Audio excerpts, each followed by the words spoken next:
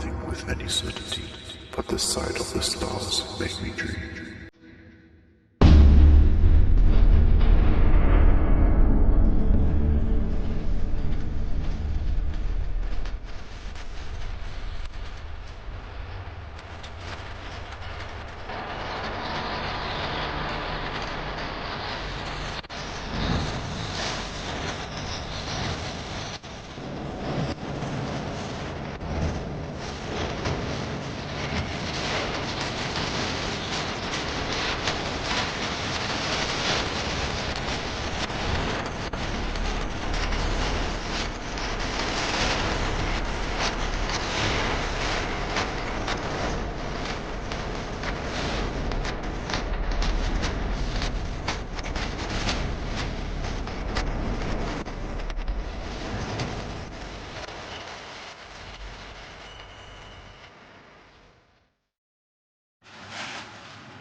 Oh, hi guys. Magandang gabi po.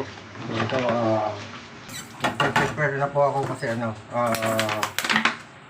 malapit na pong mag-alas 6, papasok na kami sa duty ng aking anak. So, prepare na ako ng babaunin namin. Nakapagsayang na rin ako. So, ito nga, ito na rin yung aming ulam. Ng aming anak. Ng aking anak.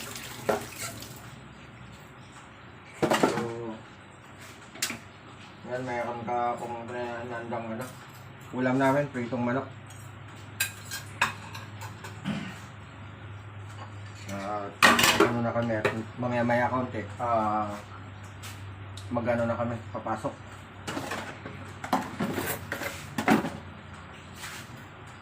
Ayan, luto na kami sinaing, handa ko na, aalis na kami.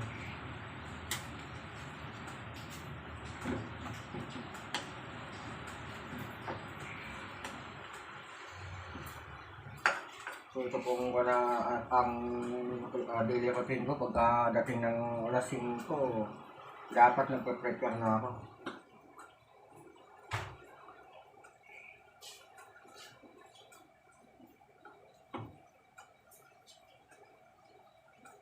So ito bukas na tumugasan.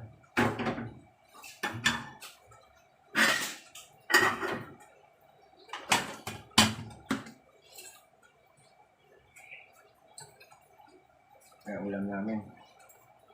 Doon na lang kami kakain. Kasi kung minsan kapag maaga kami na kumakain, madali kami magutom. So yan, ready na. Pero meron pa akong may isa pa akong ulam dito. Ito yung sabaw ng sinampalukang manok. Kaninang tanghali ko itong ulam namin. Hindi naman siya nasira. Sabaw tsaka gulay. Yan po. May siya, sitaw tsaka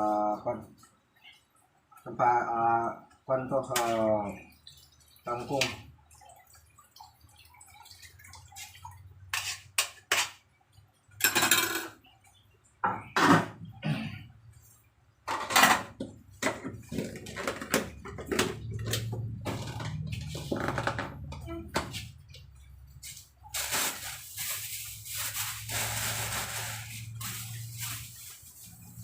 Yung kapote mo, nasa bike pa, wala na.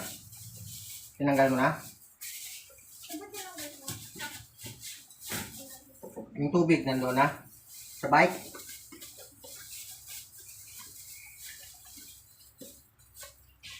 Wala.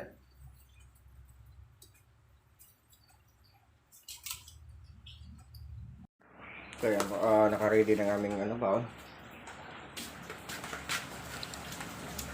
Yan guys, kung hindi po mapansin maulan, bumaba na rin sa amin. So yan, naka-ready na yung aming baon.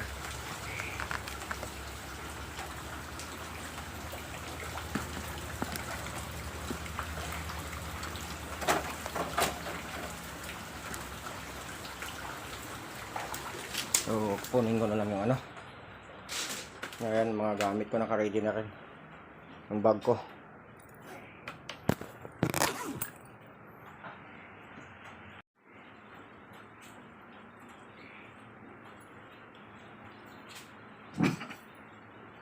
nakita ko kasi maulan. May bagyo kasi ngayon. So, yun po, kahit na may bagyo po ay wala. Pasok pa rin kami. Wala man yun, kung sa bagyo. May bagyo man o wala, basta kasi kami, no work, no pay kami. So, kung hindi ka papasok, wala kang sahod. Ayan, nakabalot na kayo sa plastic. Kasi maulan eh. Ayan, nakabalot na sa plastic. So, magkaputi na lang ako tapos pasok na kami. So, see you mamaya. So, ayan guys. So, nandito na kami sa duty. Ang kakarating na namin. Maulan pa din. So, walang choice kasi kung hindi papasok, walang sweldo. Ayan. So yung aking bag nakabalot yan sa plastic para sure na hindi basa. Ayan. Diba? So ganito po namin. So dyan po sa pwestong yan. Dyan natutulog ang aking anak. Maglalagay ko lang po ng dyan. Tapos okay na.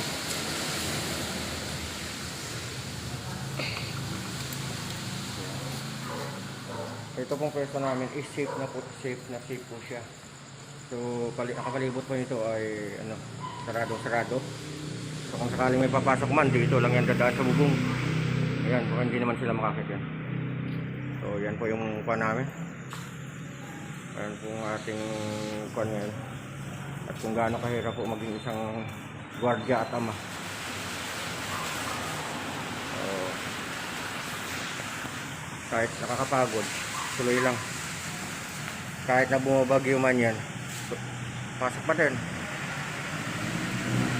Kaka sa kinabukasan ng anak.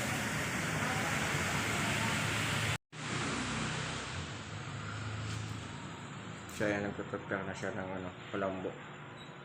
Siya lang po nagpe-prepare niyan. Tsaka sapin.